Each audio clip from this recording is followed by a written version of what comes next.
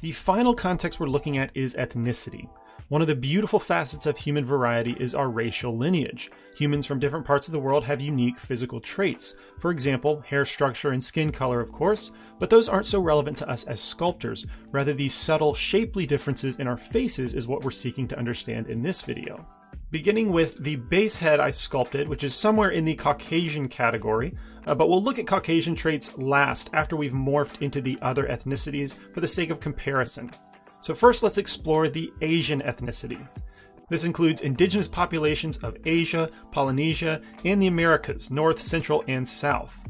Of course, the most prominent facial characteristic is the eyes, which involve an additional layer of skin stretched across the interior corner between the caruncle and the bridge of the nose. This is called the epicanthal fold, which can even include part of the eyelid, keeping the caruncle tucked away.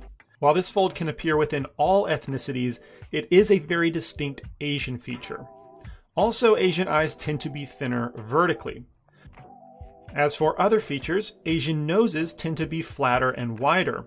This makes the eyes appear to be set further forward as well, with generally flatter dimension across the eyes and nose.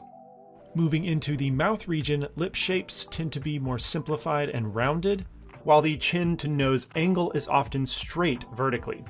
Lastly, Asian faces often appear younger than their age, with less wrinkles and smoother complexion. Those are the most notable characteristics, but as with all ethnicities, these aren't rules, just commonalities. There's always a variety within. Next, let's look at the African ethnicity, which includes people originating from the northern and western parts of the continent. Generally speaking, African faces are a bit wider and fuller, averaging a higher BMI.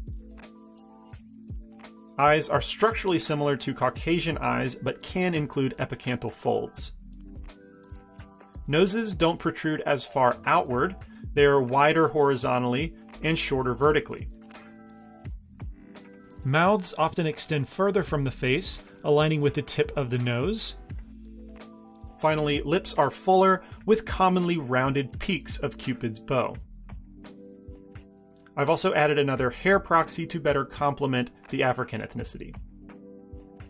Asian, African, Caucasian, and their subcategories account for the majority of the world's population, but there are two additional, less common ethnicities. The Khoisan ethnicity refers to the indigenous people of southern and eastern Africa.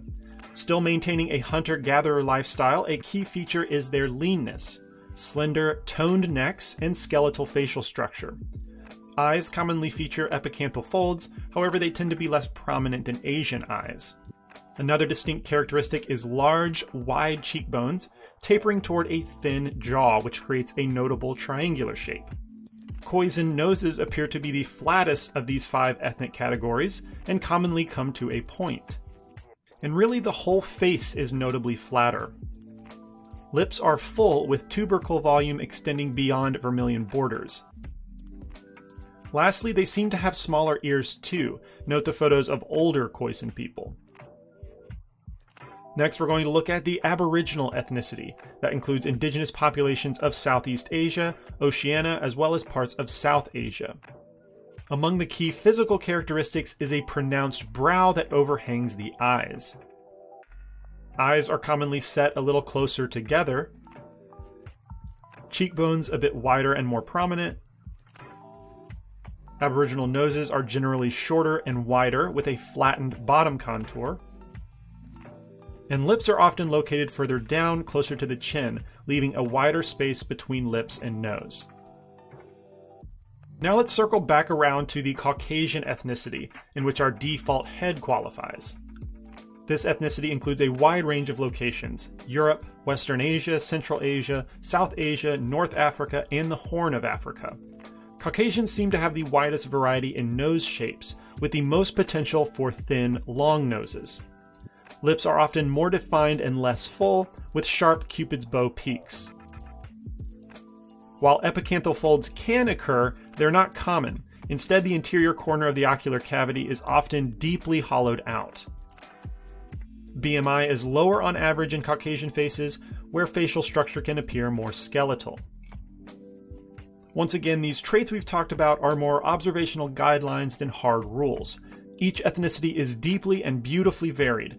Still, I hope this overview helps point you in the right direction for achieving ethnic characteristics in your portraits.